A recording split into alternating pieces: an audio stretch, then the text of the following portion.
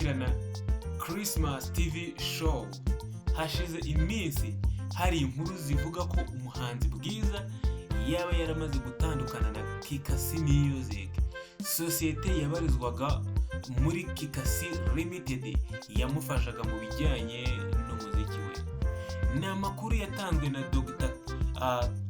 Dr. Kintu Muhammad wari umuyobozi w'iyi sosiyete, wavuze ko yatandukanye na Bwiza wahise ukomezanya na uhuje imfura Jean Claude ushinzwe inyungu z'abahanzi muri Kikac Limited. Dr. Kintu yavuze ko gutandukana na Bwiza byaturutse ku kudahuza imikorere n'uhuje imfura Jean Claude. Amakuru yizewe dukura ku Gihe nuko Dr. Kintu uhuje imfura batandukanye bivuze ko icyabayeho ari ugutandukana kuko batemeranyaga, batanavugaga rumwe rwose. Ntabwo muri iyo minsi bari bamaze igihe badakorana neza.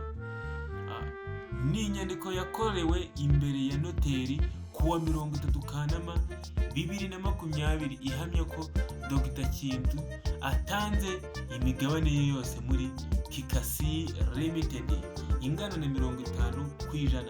Ibi bikaba byari bisobanuye ko uhuje imfura wari usanganywe 50% yaragize imigabane ingana n'100% muri iyi sosiyete. Ni inyandiko mvugo y'inama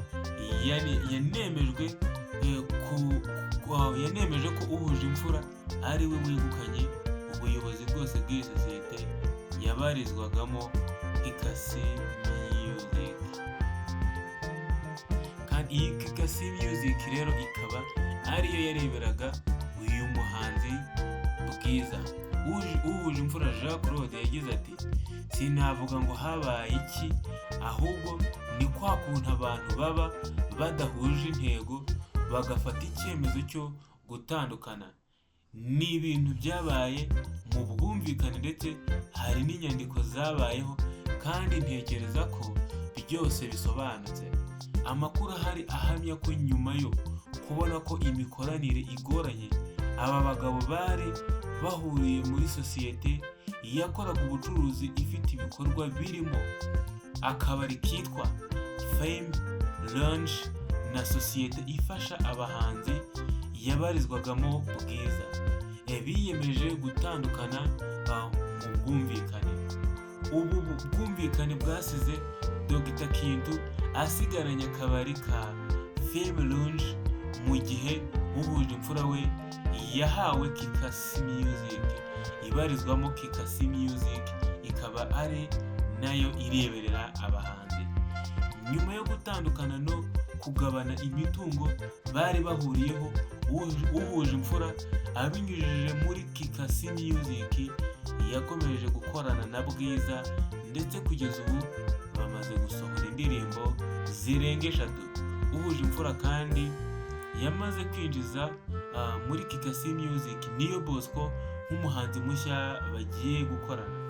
Umuhanzi Niyo Bosco nawe muramuzi ko yari amaze igihe kinini cyane atavugwa mu ruganda rw'imyidagaduro cyangwa muri music industry mu Rwanda, dore ko yari amaze imyaka yenda kugera kuri 2 aho mubizi ko yakoranaga na Irene, ariko bakaba baratandukanye. Akaba yongeye kugaruka agaragara hano muri Kikac Music.